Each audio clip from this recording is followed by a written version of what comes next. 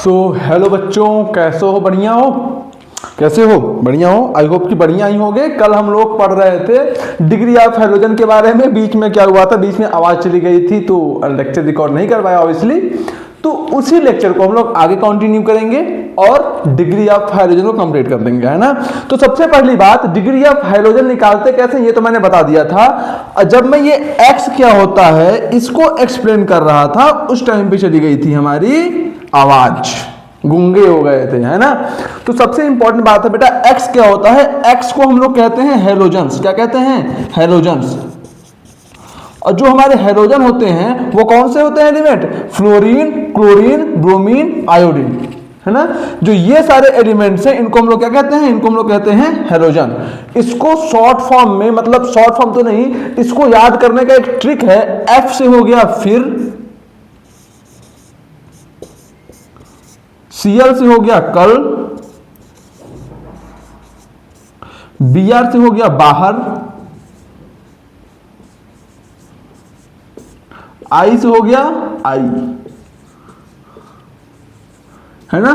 फिर कल बाहर आई। अगर इसको ध्यान से देखोगे तो तुमको तो देख के यही लगेगा कि तुम्हारी एक्स की बात की जा रही है, बट यहाँ पे तुम्हारी एक्स नहीं है। यहाँ पे एक्स का मतलब क्या है? यहाँ पे एक्स का मतलब है हैलोजन। क्या है इसका मतलब? हैलोजन्स। ठीक है, ठीक है। तो इसको याद करने का जो आपके पास निमोनिक है वो क्या है? फिर कल बाहर आई, फिर कल बाहर आई, फिर कल बाहर आई। तो जो 17th ग्रुप के एलिमेंट होते हैं बेटा, उनको हम लोग क्या कहते हैं मेरे बच्चा? हैलोजन कहते हैं। क्या कहते हैं? हैलोजन कहते हैं। ठीक है। तो इसकी डिग्री कैसे निकालनी है? हैलोजन की डिग्री कैसे निकालनी है? जैसे हम लोग डिग्री ऑफ अल्कोहल निकालते थे, जैसे हम लोग डिग्री ऑफ हाइड्रोजन निकालते थे, वैसे ही हम लोग डिग्री ऑफ अल्कोहल भी निकालेंगे। क्या क्लियर बात है? क्या सारी बातें अच्छे से समझ में आ रही हैं आपको? आई होप कि ये बात अच्छे से समझ में आई होगी, इसमें कोई दो राय नहीं होगा। तो हमेशा याद रखना कि ये जो एक्स है वो तुम्हारी वाली नहीं है, ये हैलोजन का है, हैलोजन वाली है। ठीक है, चलो। आई थिंक कल आपने इसको तो लिख ही लिया होगा, आपने इसको तो लिख ही लिया होगा। तो हम लोगों ने क्या पढ़ लिया बेटा? हम लोगों ने डिग्री ऑफ हैलोजन पढ़ लिया, हम लोगों ने डिग्री ऑफ अल्कोहल पढ़ लिया, हम लोगों ने डिग्री ऑफ हाइड्रोजन पढ़ लिया, हम लोगों ने डिग्री ऑफ कार्बन पढ़ लिया, हम लोगों ने डिग्री ऑफ कार्बन पढ़ लिया। अब आओ आगे चलते हैं और जो डिग्री का लास्ट टॉपिक है, उसको पढ़ना शुरू करते हैं। वो कौन सा टॉपिक है? Degree of amine. क्या है? डिग्री ऑफ अमाइन, है ना। तो हेडिंग डाल लो डिग्री ऑफ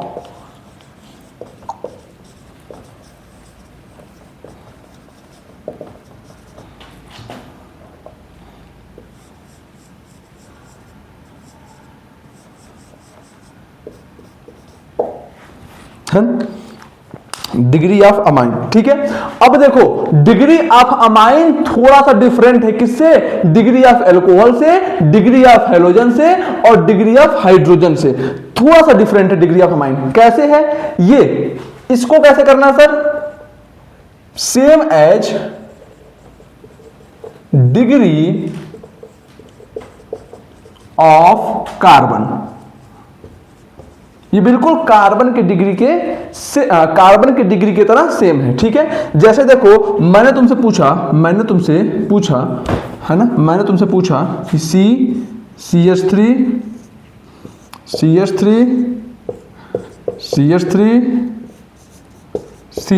है ना, समझ रहे हो बात को? अब मैंने तुमसे क्या पूछा था कि इसमें ये जो कार्बन है बच्चा, इसमें जो कार्बन है जिसको मैंने ब्रैकेट में लिखा है, जिसको मैंने बॉक्स में लिखा हुआ है, इस कार्बन की डिग्री क्या होगी? तो आप लोग क्या बोलोगे कि ये जो कार्बन है वह 1 कार्बन, 2 कार्बन, 3 कार्बन, 4 कार्बन, यानी कि ये जो कार्बन एटम है वो 4 कार्बन से डायरेक्टली अटैच्ड है। तो क्या ये 4 डिग्री कार्बन हो जाएगा? क्या समझ में आया? डिग्री ऑफ कार्बन ऐसे ही निकालते थे ना? बोलो भाई, डिग्री ऑफ कार्बन ऐसे ही निकालते थे ना? अब आओ, ये हो गया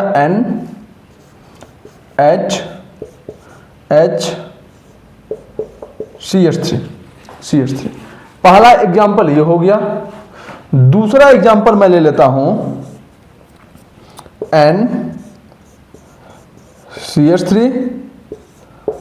CH3 और H। और तीसरा एग्जांपल मैं ले लेता हूं एंड CH3 CH3 CH3। अब देखो डिग्री ऑफ अमाइंस को कैसे करना होता है, डिग्री ऑफ अमाइंस को कैसे करना होता है। अगर मैं पहला एग्जांपल देखूं, तो यहां पे जो नाइट्रोजन है वो सिर्फ और सिर्फ एक कार्बन से कनेक्टेड है। यहां पर ये जो आपके पास नाइट्रोजन है बेटा, वो सिर्फ और सिर्फ एक कार्बन से कनेक्टेड है। और जब नाइट्रोजन सिर्फ एक कार्बन से कनेक्टेड होता है तो हम लोग इसको क्या बोलते हैं, इस नाइट्रोजन को, इसको हम लोग बोलते हैं 1 डिग्री अमाइन। जब नाइट्रोजन सिर्फ एक कार्बन से कनेक्टेड होता है मेरे बच्चा, तो उस केस में जो हम लोग नाइट्रोजन की डिग्री लिखते हैं वो क्या लिखते हैं, 1 डिग्री अमाइन। क्या इतनी बात क्लियर है?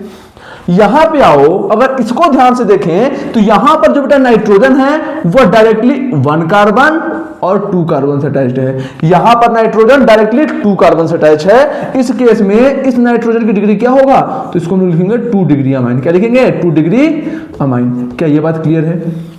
क्या ये बात क्लियर है? अब यहां पर अगर इस नाइट्रोजन को ध्यान से देखें तो ये डायरेक्टली 1 कार्बन, 2 कार्बन, 3 कार्बन।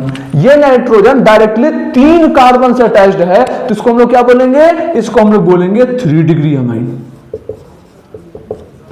क्या ये बात क्लियर है?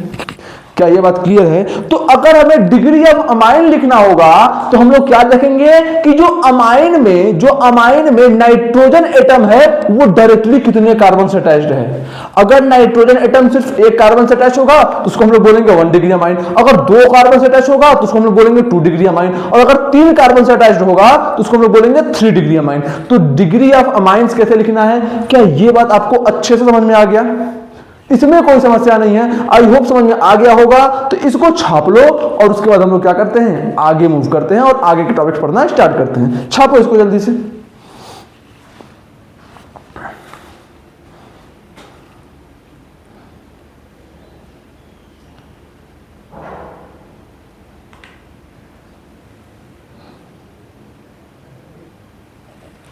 ठीक है, तो आओ अब हम लोग पढ़ते हैं हाइब्रिडाइजेशन का कॉन्सेप्ट। हाइब्रिडाइजेशन निकालना कैसे है, देखो इसको तो केमिकल बॉन्डिंग में पढ़ाया जाता है ना, ये केमिकल बॉन्डिंग का टॉपिक है। लेकिन मुझे जितनी जरूरत है, जितना मुझे चाहिए उतना मैं पढ़ा देता हूं। जितना से मेरा काम हो जाएगा ऑर्गेनिक में, मैं उतना हाइब्रिडाइजेशन आपको पूरा पढ़ा दूंगा। बाकी के जो बचा हुआ हाइब्रिडाइजेशन का कॉन्सेप्ट है उसको हम लोग पढ़ लेंगे केमिकल बॉन्डिंग में। ठीक बात है। और उसको ध्यान से देखो, जो बेटा हमारे पास हाइब्रिडाइजेशन निकालने का जो कॉन्सेप्ट है, तो हम लोग हाइब्रिडाइजेशन निकाल सकते हैं number of sigma bond plus number of lone pair की हेल्प से। Number of sigma bond plus number of lone pair की हेल्प से हम लोग क्या निकालते हैं, हाइब्रिडाइजेशन। अगर number of sigma bond plus number of lone pair, इसकी वैल्यू अगर आती है 4, इसकी वैल्यू कितनी आती है, अगर 4 आती है, उस केस में जो हमारा हाइब्रिडाइजेशन होगा वो होगा sp3। क्या होगा बेटा, sp3। अगर ये वैल्यू आती है 3, इन दोनों के सम की वैल्यू अगर 3 आती है, उस केस में जो हमारा हाइब्रिडाइजेशन होगा वो होगा sp2। क्या होगा बेटा, sp2। और अगर इन दोनों की वैल्यू आती है 2, इन दोनों के सम की वैल्यू आती है 2, तो उस केस में जो हमारा हाइब्रिडाइजेशन होगा वो होगा sp। उस केस में जो हमारा हाइब्रिडाइजेशन होगा वो होगा sp। लेकिन अगर इसकी वैल्यू 1 आती है तो उस केस में कोई भी हम लोग हाइब्रिडाइजेशन नहीं निकालेंगे, है ना। अगर इसकी वैल्यू 1 आती है तो उस केस में, अगर इसकी वैल्यू 1 होती है तो उस केस में हमारा कोई भी हाइब्रिडाइजेशन नहीं होगा। समझ में आया? यानी कि हाइब्रिडाइजेशन होने के लिए जो मिनिमम वैल्यू होनी चाहिए इन दोनों के सम की, वो 2 होनी चाहिए। कितनी होनी चाहिए, 2 होनी चाहिए। ठीक है, ठीक। अगला इंपॉर्टेंट बात, जब हम लोग हाइब्रिडाइजेशन निकालेंगे बेटा, उस केस में पाई बॉन्ड को काउंट नहीं करेंगे। तो उसी पॉइंट को लिख लो, pi bond is not counted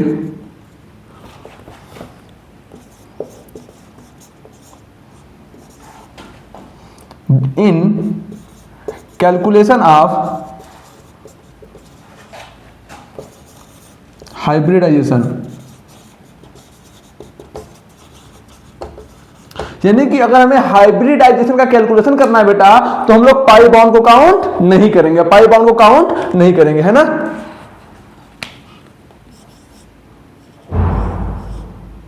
समझ गए बात? तो इसको नोट डाउन कर लो पहले, उसके बाद हम लोग निकालने सीखते हैं कि अच्छा, उसके बाद हम लोग निकालने, देखो सुनो पहले, सिग्मा बॉन्ड क्या होता है तो ये मैंने आपको पढ़ा चुका है।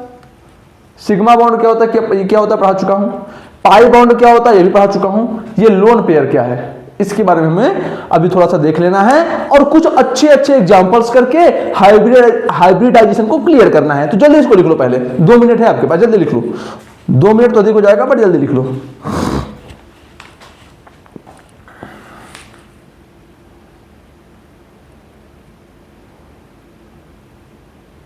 हो गया, हो गया, चलो।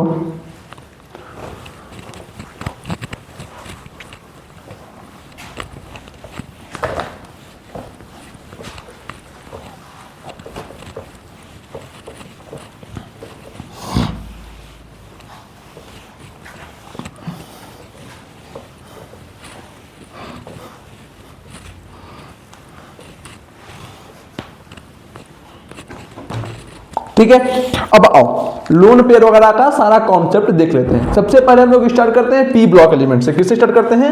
पी ब्लॉक एलिमेंट, है ना, है ना।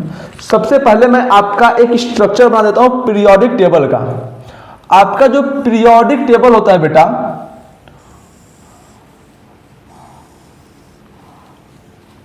वो देखने में कुछ ऐसा होता है ना, और यहां से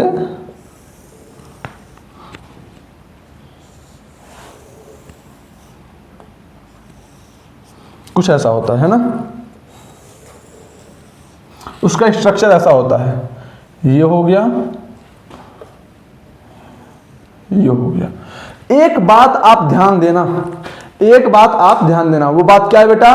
वो बात बेटा ये है, वो बात बेटा ये है कि अभी हम लोग केवल देखो, जो ये वाला पोर्शन होता है इसको हम लोग कहते हैं एस ब्लॉक। इस पोर्शन को क्या कहते हैं? S block. इस पोर्शन को क्या कहते हैं? P block. क्या कहते हैं? P block. इस पोर्शन को क्या कहते हैं? इस पोर्शन को कहते हैं डी ब्लॉक। इस पोर्शन को क्या बोलते हैं? D block. और जो ये वाला पोर्शन होता है इसको हम लोग कहते हैं एफ ब्लॉक। क्या कहते हैं? F block. क्या बोलते हैं? F block. ध्यान दे दो, ध्यान से समझ लो इस बात को, ध्यान से इन सभी बातों को समझ लो। ठीक, अभी जो मेरे को काम आएगा, मेरे को सबसे अधिक काम आएगा पी ब्लॉक का, तो मैं इन दोनों, इसको और इसको अभी स्किप करूंगा। जब केमिकल बॉन्डिंग पढ़ाऊंगा उस केस में इधर आऊंगा। अभी मुझे सिर्फ काम पड़ेगा पी ब्लॉक का, अभी मुझे सिर्फ काम पड़ेगा पी ब्लॉक के एलिमेंट्स का। तो मैं पी ब्लॉक के एलिमेंट्स लिखता हूं, किस एलिमेंट के वैलेंस शेल में कितने इलेक्ट्रॉन होते हैं वो समझाता हूं, और फिर हम लोग हाइब्रिडाइजेशन को आगे कैलकुलेट आउट करना सीखते हैं। समझ रहे हो बात? समझ रहे हो बात? तो चलो मैं इसको इरेज करता हूं पहले, है ना।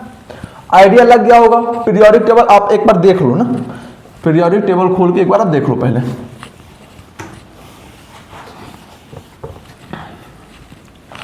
है ना। चलो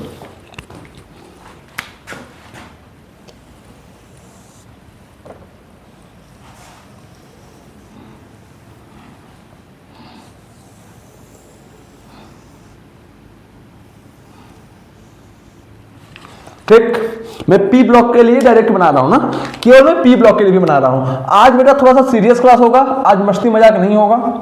सर आज मस्ती मजाक क्यों नहीं होगा? क्योंकि आज हम लोग थोड़ा सा सीरियस टॉपिक पढ़ने वाले हैं, थोड़े से अच्छे टॉपिक्स पढ़ने वाले हैं। ठीक है, ठीक है, चलो। एक, है ना, 2, 3, 4, 5।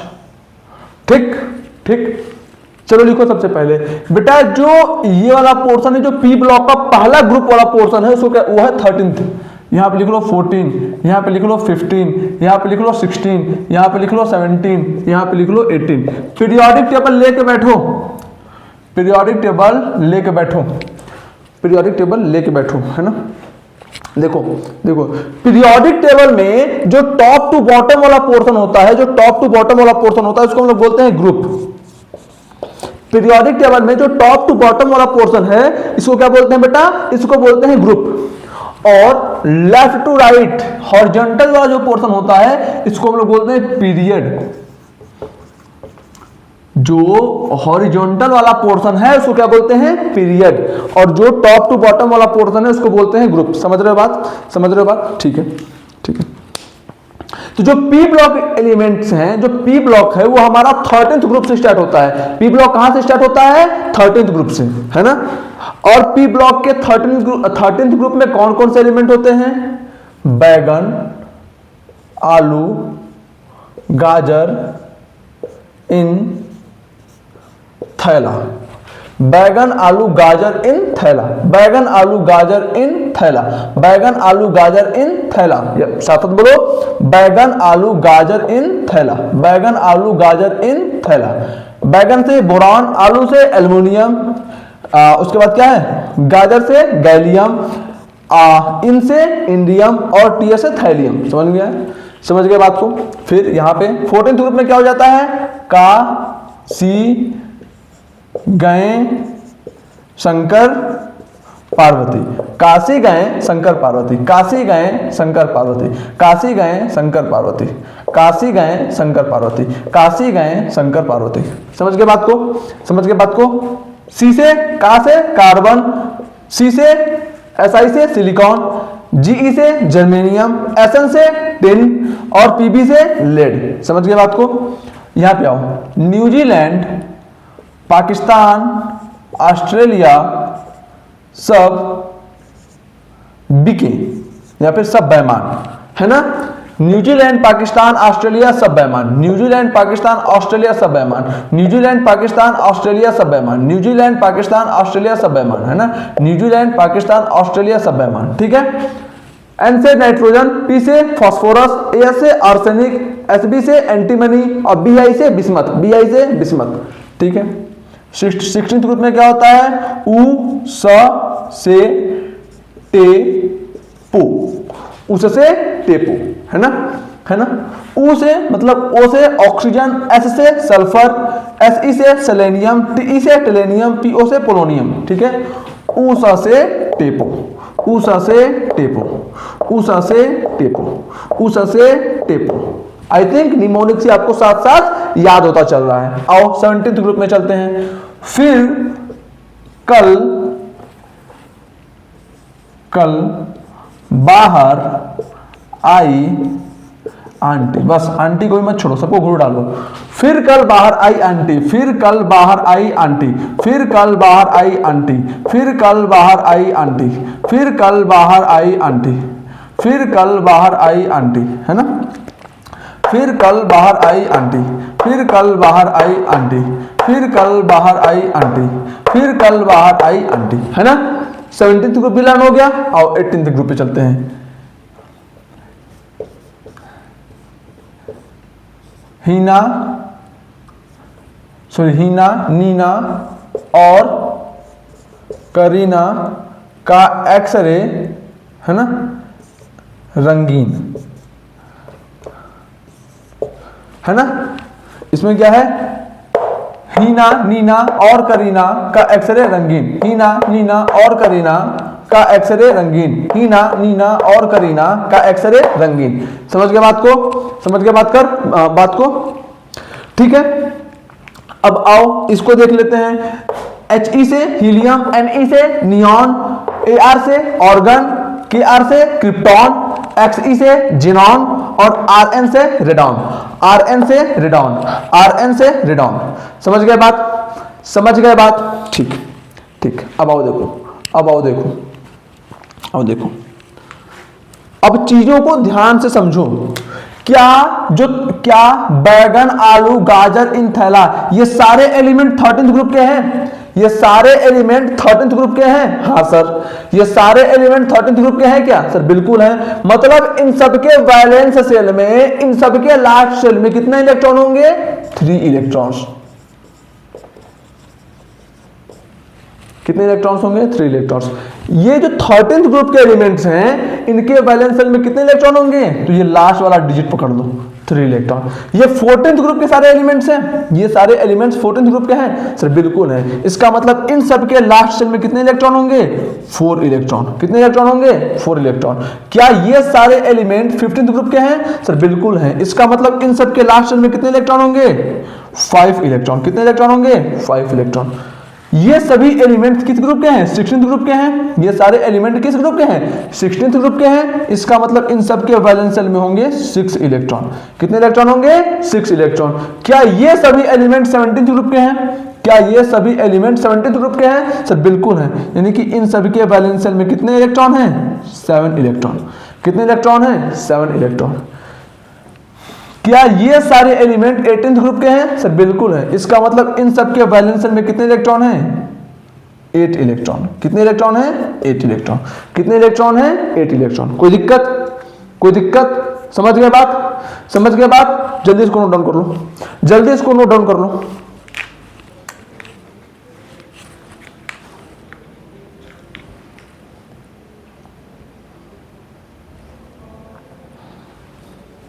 जल्दी लिख लो इसको, लिख लो क्योंकि मुझे जरूरत है।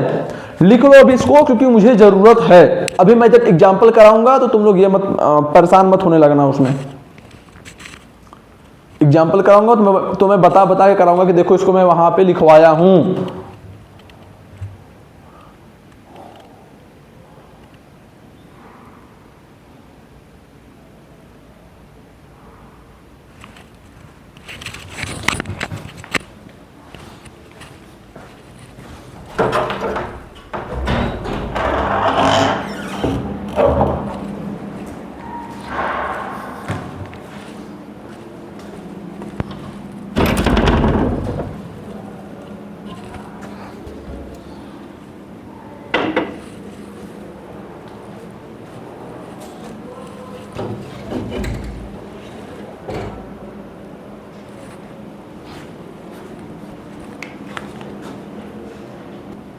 लिख लिया बेटा?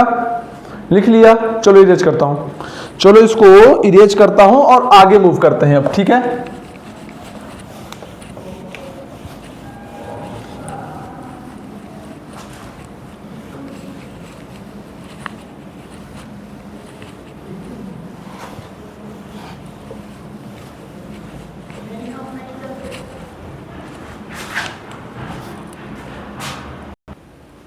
ठीक है बेटा, चलो लिख लिया होगा। अब आगे चलते हैं। तो बेटा जो हमारा हाइब्रिडाइजेशन का फॉर्मूला था वो यही था, number of sigma bond plus number of lone pair. ठीक है, अब इसको समझना शुरू करते हैं। अब इसको क्या करते हैं? समझना शुरू करते हैं। अब एग्जांपल से इसको सॉल्व करते हैं, है ना। एक एग्जांपल में लेता हूं,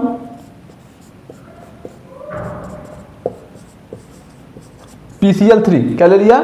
PCl3। अब आओ समझो समझो समझो।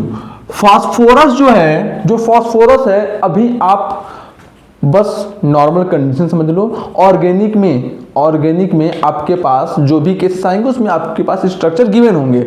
हाइब्रिडाइजेशन का असली खेला होता है इनऑर्गेनिक में। ठीक है, और हालांकि मैं केमिकल बॉन्डिंग पढ़ा दूंगा हाइड्रोकार्बन तक जाते जाते। ठीक है, और फास्फोरस के पास वैलेंस शेल में कितने इलेक्ट्रॉन है? 5 इलेक्ट्रॉन। कैसे सर? न्यूजीलैंड, पाकिस्तान, ऑस्ट्रेलिया सब बिके, है ना। न्यूजीलैंड, पाकिस्तान, ऑस्ट्रेलिया सब बिके।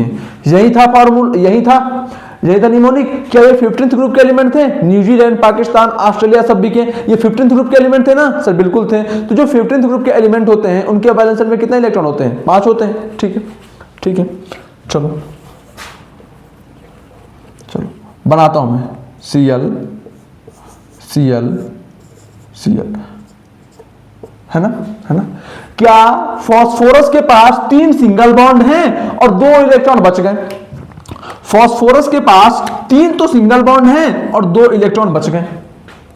फास्फोरस के पास 3 तो सिंगल बॉन्ड है, 2 इलेक्ट्रॉन बच गए। फिर समझो, फास्फोरस 15th ग्रुप का एलिमेंट है। हाँ सर, इसका मतलब उसके वैलेंस शेल में 5 इलेक्ट्रॉन होने चाहिए। सर बिल्कुल, 1 2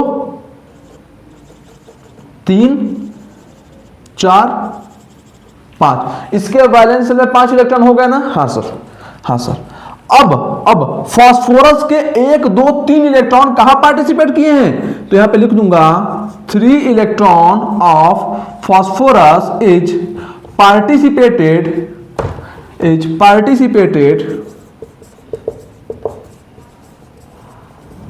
इन बॉन्डिंग। 3 इलेक्ट्रॉन पार्टिसिपेट किए किसमें? बॉन्डिंग में। लेकिन 2 इलेक्ट्रॉन डज नॉट पार्टिसिपेट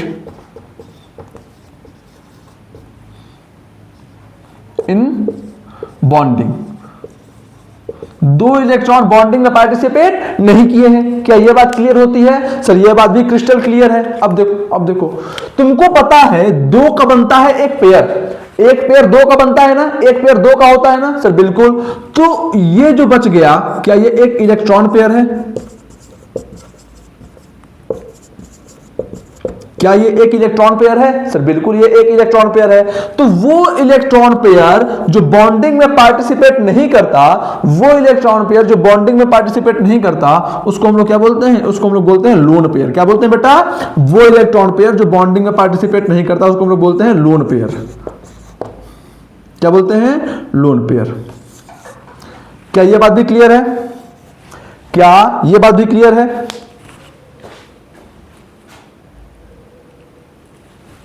ये बात भी क्लियर है क्या? ठीक है सर, बिल्कुल क्लियर है। अब देखो अब आओ ध्यान से।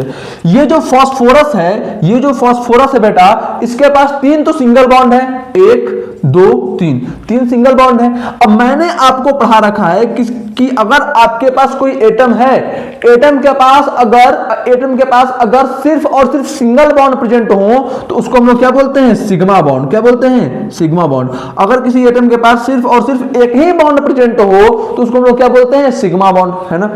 यानी कि ये जो फास्फोरस है, इसके पास तीन तो सिग्मा बॉन्ड है, इसके पास तीन तो सिग्मा बॉन्ड है। कितने सिग्मा बॉन्ड है? तीन सिग्मा बॉन्ड। प्लस इसके पास एक लोन पेयर है। कितना है? एक लोन पेयर है। कितना है? एक लोन पेयर है। अब ये 3 प्लस 1 कितना निकल के आ गया? 4। 3 प्लस 1 कितना निकल के आ गया? 4। तो मैंने आपको बता रखा है कि अगर lone pair plus sigma bond का सम 4 आए, उस केस में जो हमारा हाइब्रिडाइजेशन होगा वो होगा sp3। क्या होगा? sp3। यानी कि ये जो फास्फोरस है, इसका हाइब्रिडाइजेशन क्या होगा बेटा? sp3। क्या होगा? sp3। कैसे निकालोगे? इस तरह से निकालोगे। क्लियर है? क्या ये बात क्लियर है? जल्दी इसको नोट डाउन करो। 2-3 एग्जांपल और कराता हूं, फिर जल्दी इसको नोट डाउन करो।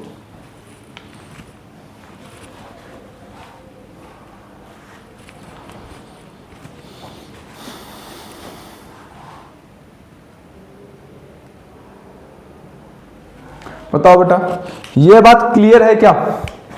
ये बात लिख लिया? जल्दी करो। आई होप कि लिख लिया होगा। अब हम लोग आगे चलते हैं और एग्जांपल्स करना शुरू करते हैं, है ना।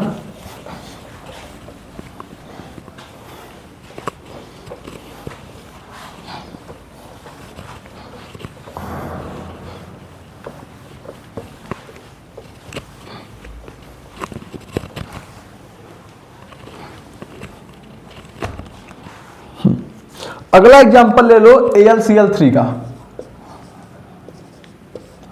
इसमें मैं तुमसे पूछता हूं, देखो हमेशा हाइब्रिडाइजेशन हम लोग सेंट्रल एटम का निकालते हैं, जो एटम सेंटर में होता है। आओ समझो। पहले मैंने एक एग्जांपल लिया था PCl3, है ना।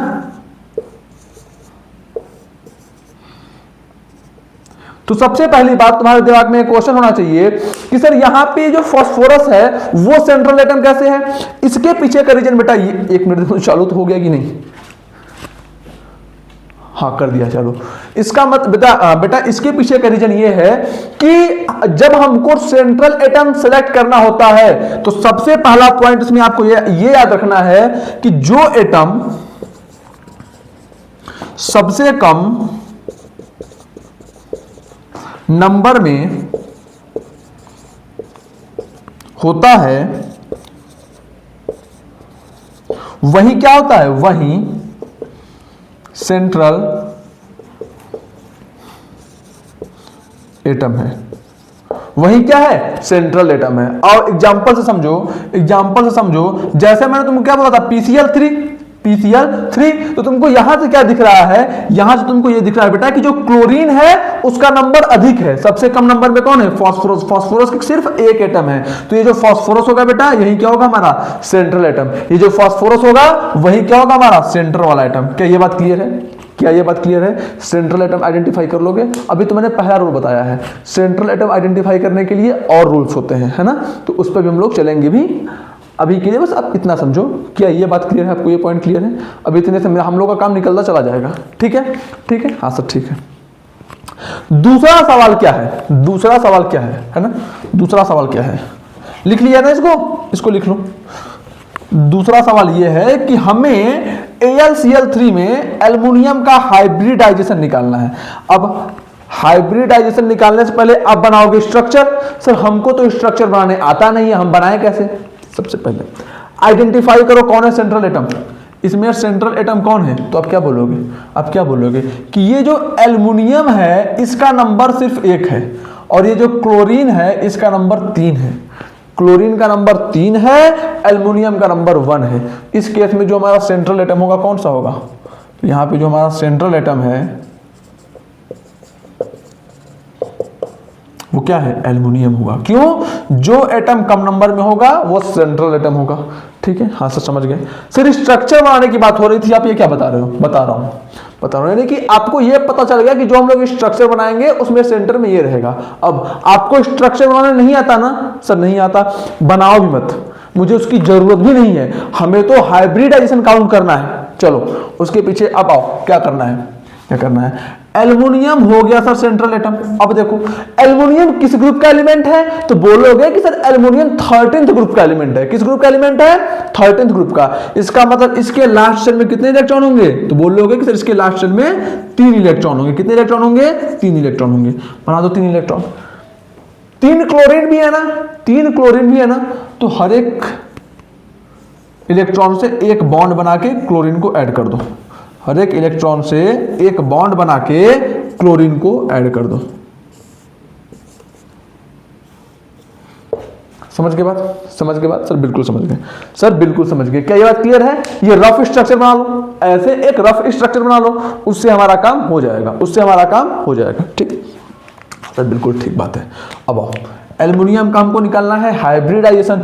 इसके पास 3 तो सिंगल बॉन्ड है। कितने सिंगल बॉन्ड है? 3 सिंगल बॉन्ड है। और अगर एटम के पास सिर्फ और सिर्फ सिंगल बॉन्ड प्रेजेंट होता है तो हम लोग उसको कहते हैं सिग्मा बॉन्ड। क्या कहते हैं? Sigma bond. इसके पास कोई लोन पेयर है क्या? इसके पास कोई लोन पेयर है क्या? तो तुम बोलोगे कि सर एल्युमिनियम 13th ग्रुप का एलिमेंट है, उसके वैलेंस शेल में 3 ही इलेक्ट्रॉन होते हैं, और एल्युमिनियम ने अपने तीनों इलेक्ट्रॉन के साथ क्लोरीन को जोड़ दिया है, क्लोरीन से बॉन्ड बना लिया है। इसका मतलब इसके पास कोई भी लोन पेयर बचा क्या? तो बोलोगे कि सर 3 ही इलेक्ट्रॉन ही होते हैं, तीनों के साथ बॉन्ड बना लिया, यानी कि कोई भी नॉन बॉन्डेड पेयर तो बचा ही नहीं, यानी कि इसके पास लोन पेयर है क्या? तो बोलोगे इसके पास लोन पेयर है 0। क्या है? लोन पेयर है 0। इसका हाइब्रिडाइजेशन कितना हो जाएगा? तो बोलोगे कि सर इसका जो हाइब्रिडाइजेशन हो जाएगा वो 3 तो सिग्मा बॉन्ड की वजह से होगा, और लोन पेयर तो 0 है, लोन पेयर तो 0 है, यानी कि इसकी वैल्यू कितनी आ गई? 2 आ गई। इसकी वैल्यू कितनी आ गई? 2 आ गई। Sigma bond plus lone pair की वैल्यू कितनी आ गई? 2 आ गई। और अगर 3 आ गई, 3 आ गई। तो अगर sigma bond plus lone pair की वैल्यू 3 होती है, उस केस में जो हमारा हाइब्रिडाइजेशन होगा वो होगा sp2। क्या होगा? sp2। ये बात क्लियर है? इसका मतलब यहां पे एल्युमिनियम का हाइब्रिडाइजेशन क्या होगा बेटा? sp2। जल्दी इसको लिखो, जल्दी इसको लिखो।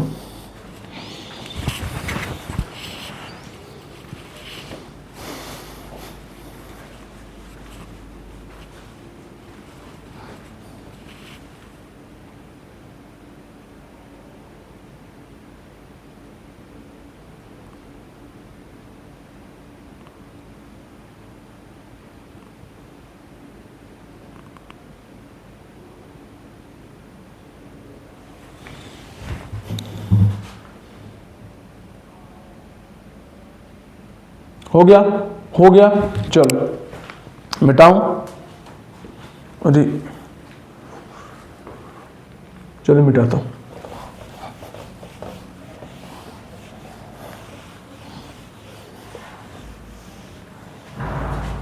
एक मिनट रुकना बेटा, तो मेरे को मैं खिड़की बंद कर लूं।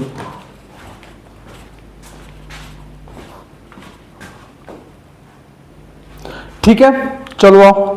अब अगला एग्जांपल हम लोग लेते हैं बेटा, अगला एग्जांपल हम लोग लेते हैं कार्बोनिक एसिड। क्या लेते हैं? Carbonic acid. क्या होता है कार्बोनिक एसिड का फार्मूला, जल्दी बोलो, बताया था आपको पहले क्लास में क्या होता है कार्बोनिक एसिड का फार्मूला, तो बोलोगे कि सर कार्बोनिक एसिड का जो फार्मूला होता है वो होता है H2CO3, यही होता है, हाँ सर बिल्कुल यही होता है, यही होता है, हाँ सर बिल्कुल यही होता है। इसका स्ट्रक्चर मैंने बता रखा है, इसका स्ट्रक्चर आपको ऐसा ही याद करना है। स्ट्रक्चर क्या होता है कार्बोनिक एसिड का,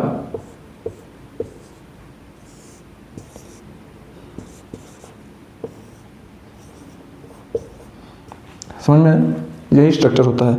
अब देखो कार्बन के वैलेंस शेल में कितने इलेक्ट्रॉन होंगे। अच्छा मैं तुमसे इसमें पूछता हूं कार्बोनिक एसिड में तुमसे किसका हाइब्रिडाइजेशन पूछूंगा, तो मैंने बताया था कि जनरली हम लोग हाइब्रिडाइजेशन टर्मिनल एटम्स का नहीं सेंट्रल एटम का निकालते हैं। इसका मैं तुमसे हाइब्रिडाइजेशन पूछूंगा। अब मेरे को तुम एक बात बताओ कि कार्बन के वैलेंस शेल में कितने इलेक्ट्रॉन होते हैं, तो तुम बोलोगे कि सर जो कार्बन है वो 14th ग्रुप का एलिमेंट है, इसका मतलब उसके वैलेंस शेल में 4 इलेक्ट्रॉन होंगे। कितने इलेक्ट्रॉन होंगे बेटा, 4 इलेक्ट्रॉन होंगे, ठीक है सर बिल्कुल ठीक है। अब देखो इसके वैलेंस शेल में 4 इलेक्ट्रॉन है, 1 2 3 4। क्या इसके वैलेंस सेल के चारों इलेक्ट्रॉन बॉन्डिंग में पार्टिसिपेट कर चुके हैं, क्या इसके वैलेंस सेल के चारों इलेक्ट्रॉन बॉन्ड बना चुके हैं, सर बिल्कुल बना चुके हैं। इसका मतलब अगर इसके चारों इलेक्ट्रॉन ने बॉन्ड बना लिया है तो क्या इसके पास कोई लोन पेयर होगा, तो बोलोगे कि इसके पास नो लोन पेयर, कोई लोन पेयर नहीं होगा, कोई लोन पेयर नहीं होगा। अब मैं तुमसे पूछता हूं इसमें कार्बन का हाइब्रिडाइजेशन बताओ, तो तुम क्या कहोगे कि सर जो हाइब्रिडाइजेशन होता है वो sigma bond plus lone pair का सम होता है। लोन पेयर, सिग्मा बॉन्ड और लोन पेयर के सम के हेल्प से हम लोग हाइब्रिडाइजेशन को निकालते हैं। मैं बोलूंगा बहुत अच्छी बात है। तो मैं तुमसे पूछता हूं चलो बताओ, तो बोलोगे कि सर इसके पास 1 सिग्मा 2 सिग्मा 3 सिग्मा बॉन्ड है। अगर कोई कार्बन के पास 2 बॉन्ड प्रेजेंट हो, अगर किसी कार्बन के पास मल्टीपल बॉन्ड प्रेजेंट हो, 2 बॉन्ड प्रेजेंट हो, तो उसके पास एक तो सिग्मा होगा और एक होगा पाई। अगर कार्बन में जैसे मैंने ले लिया A ट्रिपल बॉन्ड B, यानी कि 2 एटम के बीच में 3 बॉन्ड है सर बिल्कुल, इसका मतलब इसके पास एक तो सिग्मा होगा और 2 कौन से बॉन्ड होंगे, पाई बॉन्ड। कौन से बॉन्ड होंगे, पाई बॉन्ड। समझ में आया। और पाई बॉन्ड को हाइब्रिडाइजेशन निकालने में काउंट नहीं करते हैं, ये बात भी क्लियर है सर, बिल्कुल ये बात भी क्लियर है। तो अब आओ ध्यान से देखो, lone pair 0, lone pair 0 plus sigma bond कितने हैं 1 2 3 सिग्मा बॉन्ड, तो 0 प्लस 3 कितना निकल के आ गया, तो बोलोगे कि सर ये निकल के आ गया 3। इसका मतलब अगर lone pair plus sigma bond का सम 3 निकल के आ जाए, उस केस में हाइब्रिडाइजेशन क्या होगा बेटा, उस केस में हाइब्रिडाइजेशन होगा sp2। क्लियर है बात, क्लियर है ये बात, बोलो। तो यहां पे कार्बन का हाइब्रिडाइजेशन कितना होगा, 2 होगा, ठीक है। इसको लिखो जल्दी से। समझ में आ रहा है हाइब्रिडाइजेशन को कैसे निकालना, समझ में आ रहा है। कैसे तुम हाइब्रिडाइजेशन को कैलकुलेट आउट कर सकते हो, ये बात समझ में आ रही है। आसान चला, सारी चीजें एकदम आसान टॉपिक है, कोई इसमें डिफिकल्टी नहीं है। केमिकल बॉन्डिंग में और अधिक वैरायटीज आएंगी, उसको वहां पे कवर करेंगे। अभी के लिए इतने से हमारा काम चल जाएगा। चलो इसको जल्दी लिखो, फिर एक क्वेश्चन और कराता हूं।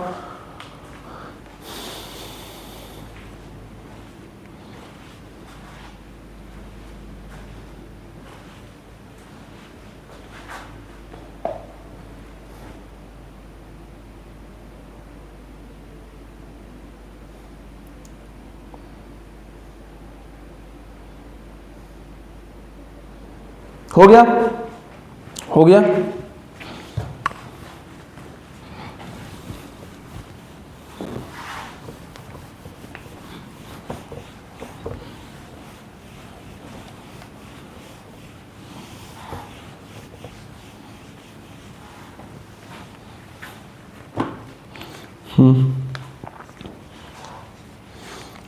अगला एग्जाम्पल लो।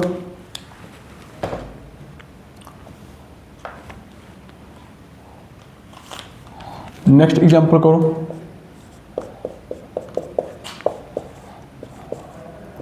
NH4 पॉजिटिव अमोनियम आयन का। चलो इसका हाइब्रिडाइजेशन खुद से निकाल के दिखाओ। अमोनियम आयन का हाइब्रिडाइजेशन निकालो, जल्दी करो। अमोनियम आयन का हाइब्रिडाइजेशन निकालो, जल्दी करो, ये खुद से करो।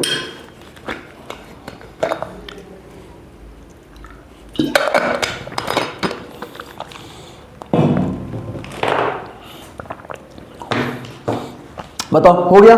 समझाओ इसको। चलो, इसमें सेंट्रल एटम कौन होगा, जो कम नंबर में होगा वो सेंट्रल एटम होगा।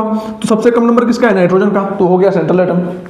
इसके वैलेंस शेल में 5 इलेक्ट्रॉन, 1 2 3 4 5, है ना। समझो, मैं इसका तुमको डायरेक्ट स्ट्रक्चर बताता हूँ, पहले इसका डायरेक्ट स्ट्रक्चर बताता हूँ। कुछ स्ट्रक्चर अभी के लिए मेमोराइज कर लो, है ना। इसका स्ट्रक्चर कुछ ऐसा होता है, H H H H, ये हो गया पॉजिटिव, ये हो गया पॉजिटिव। अभी के लिए इसको बस याद रख लो ना, इसका स्ट्रक्चर कुछ ऐसा होता है। अब मैं तुमसे क्या बोलता हूँ, इसमें नाइट्रोजन का हाइब्रिडाइजेशन निकाल के दिखाओ। नाइट्रोजन का क्या निकाल के दिखाओ, हाइब्रिडाइजेशन। चलो, तो जब आप नाइट्रोजन का हाइब्रिडाइजेशन निकालोगे बेटा, तो इसके पास 1 सिग्मा, 2 सिग्मा, 3 सिग्मा, 4 सिग्मा। इसके पास लोन पेयर नहीं होता, इसके पास देखो पॉजिटिव चार्ज है ना, इसका मतलब इसके पास कोई भी एक्स्ट्रा इलेक्ट्रॉन नहीं है। समझो समझो इसको ऐसे समझो, 1 2 3 4, है ना। देखो पॉजिटिव चार्ज जो है वो नाइट्रोजन पे है सर, बिल्कुल नाइट्रोजन पे है। इसका मतलब क्या हुआ, इसका मतलब ये हुआ कि सर यहाँ पे जो 5वां इलेक्ट्रॉन होना चाहिए था वो नहीं है, 1 इलेक्ट्रॉन इसके पास कम है, इस वजह से यहाँ पे पॉजिटिव चार्ज आ गया है। ठीक है, इसका प्रॉपर रीजन ये नहीं है कि इसके पास 1 इलेक्ट्रॉन कम है, वो रीजन मैं अलग समझाऊंगा। अभी मेरे को उसको समझाने का कोई मतलब नहीं निकलेगा, उसको मैं केमिकल बॉन्डिंग और पीरियोडिक टेबल में ही पढ़ाऊंगा। अभी के लिए बस आपको मेरे को जितनी जरूरत है उतना मैं समझा रहा हूं, उसके अकॉर्डिंग कम कर लो। रीजन कुछ और है, बस अभी आप ये समझो कि NH4 पॉजिटिव को देख के आपको क्या समझ में आ रहा है कि नाइट्रोजन, देखो हमेशा सेंट्रल एटम से इलेक्ट्रॉन जाता है ना, चार्ज हमेशा सेंट्रल एटम पे आता है। तो आपको NH4 पॉजिटिव को देख के क्या समझ में आ रहा है कि जो नाइट्रोजन है हमारा, उससे 1 इलेक्ट्रॉन कम है, उससे 1 इलेक्ट्रॉन कम है, सिंपल सी बात है, तो उस पर पॉजिटिव आ गया। ठीक, ये समझ गए सर, बिल्कुल समझ गए। इसका क्या निकालना है, अच्छा जब इसके पास अब 1 इलेक्ट्रॉन कम है, तो इसका मतलब नाइट्रोजन के पास कोई लोन पेयर बचा, तो बोलोगे कि सर 5 इलेक्ट्रॉन होने चाहिए। नाइट्रोजन जो है वो 15th ग्रुप का एलिमेंट है, उसके वैलेंस में 5 इलेक्ट्रॉन होने चाहिए, उसके वैलेंस में 5 इलेक्ट्रॉन होने चाहिए, लेकिन है कितने, 1 2 3 4 इलेक्ट्रॉन है। इसका मतलब अब इसके पास कोई लोन पेयर नहीं है, तो यहां पे मैं लिख देता हूं no lone pair. Lone pair को ही मैं शॉर्ट फॉर्म में LP लिख रहा हूं, लोन पेयर को ही शॉर्ट फॉर्म में LP लिख रहा हूं मैं, ठीक बात है। अब आओ देखो, जब इसके पास कोई लोन पेयर नहीं है, तो अब निकाल रहे हैं इसका हाइब्रिडाइजेशन। क्या 1 2 3 4 तो सिग्मा बॉन्ड है, 4 तो उसके पास सिग्मा बॉन्ड है। लोन पेयर कितना है, 0 लोन पेयर। इसका मतलब इसकी वैल्यू कितनी आ गई, 4 आ गई। और अगर sigma bond plus lone pair की वैल्यू 4 आ जाए, उस केस में जो हमारा हाइब्रिडाइजेशन होता है वो होता है sp3। क्या होता है, sp3। ठीक है, जल्दी लिखो इसको, इसको जल्दी लिखो।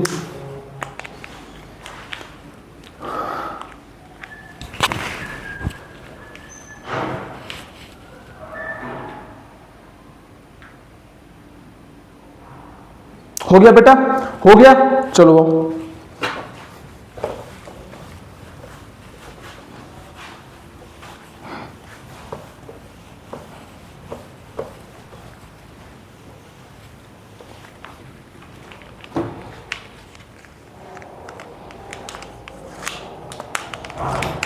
अगला एग्जाम्पल करो।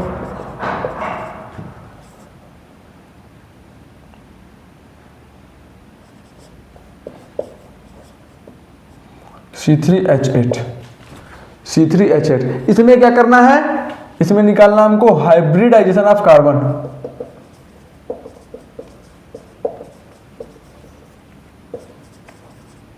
सर कैसे निकालेंगे, स्ट्रक्चर बता दो, मैं नहीं बताऊंगा, मैं आपको स्ट्रक्चरल फार्मूला पढ़ा चुका हूं, मॉलिक्यूलर फार्मूला पढ़ा चुका हूं, general formula of alkane alkene alkyne भी पढ़ा चुका हूं। सबसे पहले कंपेयर करके ये चेक करो कि अल्केन है कि नहीं, अल्केन है कि अल्कीन है कि अल्काइन है, ये चेक कर लिए। जब आप ये चीज चेक कर लोगे कि अल्केन है कि अल्कीन है कि अल्काइन है, तो इसको चेक करने के बाद आप क्या चेक करोगे, इसको चेक करने के बाद आप क्या करोगे, इन सबका स्ट्रक्चरल फार्मूला बनाओगे। जब स्ट्रक्चरल फार्मूला बना लोगे तो हर एक कार्बन का हाइब्रिडाइजेशन आराम से निकल जाएगा। चलो करो, जल्दी से करो, जल्दी से करो, जल्दी करो।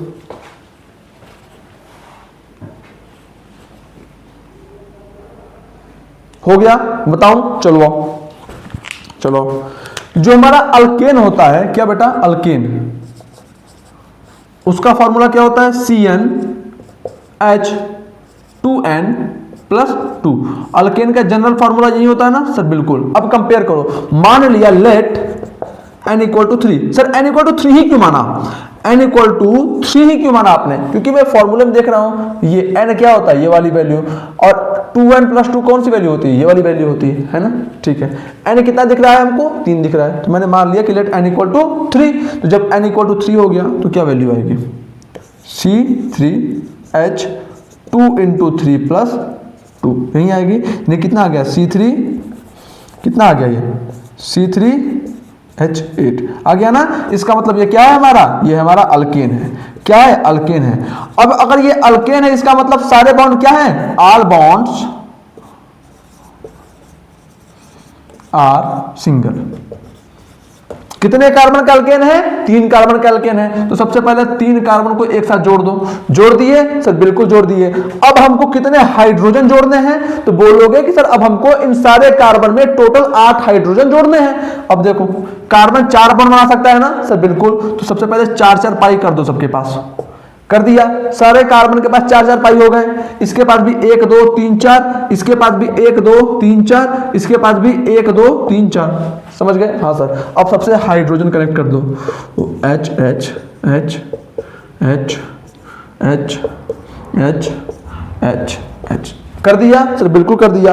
अब आओ निकालते हैं, अब आओ निकालते हैं। क्या इस कार्बन के भी सारे बॉन्ड सिंगल हैं सर, बिल्कुल। कितने हैं, 1 सिग्मा 2 सिग्मा 3 सिग्मा 4 सिग्मा, यानी कि इस कार्बन के पास भी 4 तो सिग्मा है प्लस 0 लोन पेयर है। सर इसके बाद 0 लोन पेयर कैसे है, कार्बन 14th ग्रुप का एलिमेंट है, कार्बन 14th ग्रुप का एलिमेंट है। इसका मतलब उसके वैलेंस शेल में 4 इलेक्ट्रॉन होंगे, उसके वैलेंस शेल में 4 इलेक्ट्रॉन होंगे, और चारों इलेक्ट्रॉन यहाँ पे क्या कर रखे हैं, चारों इलेक्ट्रॉन यहाँ पे बॉन्डिंग में पार्टिसिपेट कर रखे हैं। कहाँ पार्टिसिपेट कर रखे हैं, बॉन्डिंग में पार्टिसिपेट कर रहे हैं।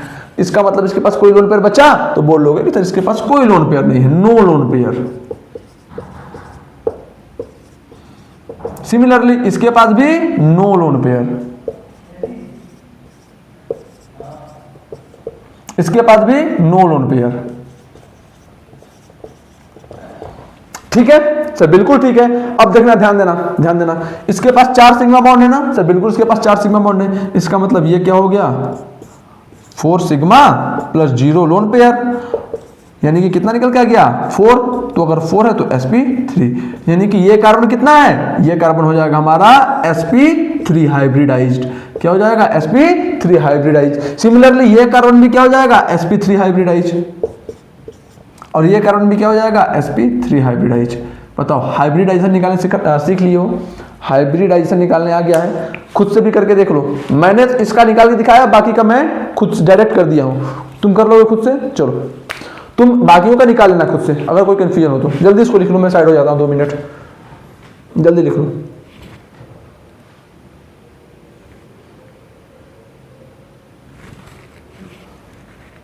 हो गया, मिटाऊं, चलो चलो।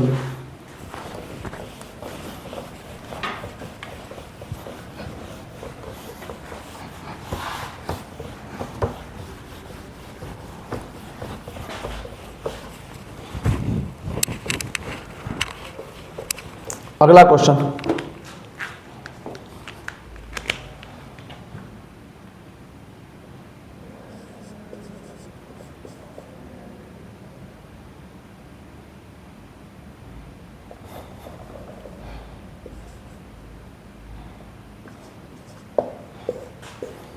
इसमें कार्बन का निकालो हाइब्रिडाइजेशन, इसमें कार्बन का हाइब्रिडाइजेशन निकालो, जल्दी करो। इसमें कार्बन का निकालो जल्दी से, हाइब्रिडाइजेशन।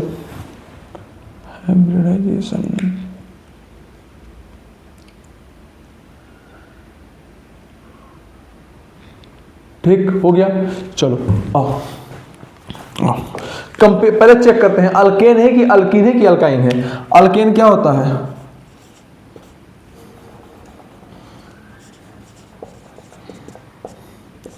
CnH2n प्लस 2 यही होता है ना सर, बिल्कुल यही होता है। n की वैल्यू क्या हो जाएगी यहाँ पे, n की वैल्यू 4, तो C4H2 इंटू 4 प्लस 2, यही हो जाएगा फार्मूला। हाँ सर, यानी कितना निकल के गया, C4H10। इसका मतलब सर ये और ये मैच नहीं कर रहे हैं, इसका मतलब ये अल्केन नहीं है। अब आओ अल्कीन के लिए चेक करते हैं। अल्कीन का क्या होता है, अल्कीन का क्या होता है, इसका जो जनरल फार्मूला होता है वो क्या होता है, CnH2n, यही होता है ना सर, बिल्कुल यही होता है। तो अब कंपेयर करो, n की वैल्यू 4 ही लो, n की वैल्यू क्या लेना है, अरे यहाँ पे देखो ये तो n होता है ना, यही वाली वैल्यू n होती है ना सर, यही वाली वैल्यू n होती है। तो अब यहाँ पे क्या हो जाएगा, C4H2 इंटू 4, यानी कि कितना निकल के आ गया, C4H8। क्या क्लियर है मामला, क्या क्लियर है मामला सर, बिल्कुल क्लियर है। यानी कि कितना निकल के आ गया, C4H8। और अल्कीन है, इसका मतलब कहीं ना कहीं एक डबल बॉन्ड प्रेजेंट होगा। तो चलो कितने कार्बन का अल्कीन है, 4 कार्बन का, 1 2 3 4 है ना। अब एक डबल बॉन्ड लगा दो, पहले तो एक डबल बॉन्ड लगा दो। अब हर जगह 4-4 बॉन्ड के लिए पाई खींच दो, 4-4 बॉन्ड के लिए पाई खींच दो, है ना। 1 2 3 और ये हो गया 4, ठीक। H H H H H H H H, देखो इस कार्बन के 1 2 3 4, इस कार्बन के 1 2 3 4, इस कार्बन के 1 2 3 4, इस कार्बन के 1 2 3 4, यानी कि हर एक कार्बन के 4 बॉन्ड कंप्लीटेड है सर, बिल्कुल। अब आपको क्या करना है, आपको कार्बन के हाइब्रिडाइजेशन निकालने हैं, ठीक है। चलो और इस कार्बन के निकालते हैं। हर एक कार्बन ने 4 बॉन्ड बना रखे हैं सर, बिल्कुल। यानी कि यहाँ पे किसी कार्बन के पास कोई लोन पेयर होगा क्या, नहीं होगा सर। तो हर जगह लिख देते हैं नो लोन पेयर, यहां भी क्या लिख देते हैं, नो लोन पेयर।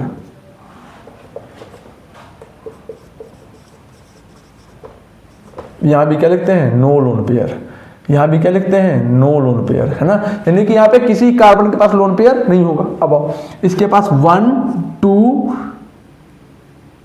3, यानी कि इस कार्बन के पास 3 सिग्मा है, इसके पास 3 तो सिग्मा है प्लस 0 लोन पेयर है, यानी कि कितना निकल के आ गया, ये 3 निकल के आ गया। और अगर 3 आता है तो वहां पे हो गया sp2। इस कार्बन पे आओ, इस कार्बन के पास भी सर 3 तो सिग्मा बॉन्ड है, सिग्मा सिग्मा और 1 सिग्मा। इसके पास इस कार्बन को अगर देखो, अगर इस कार्बन को देखो तो 1 सिग्मा ये, 1 सिग्मा ये, 1 सिग्मा ये।